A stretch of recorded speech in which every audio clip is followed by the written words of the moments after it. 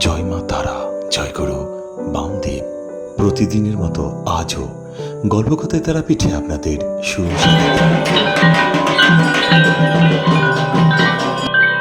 হ্যাঁ বন্ধুরা, আজ মঙ্গলবার, আজ বিপত্তারিণী পুজোর দ্বিতীয় দিন।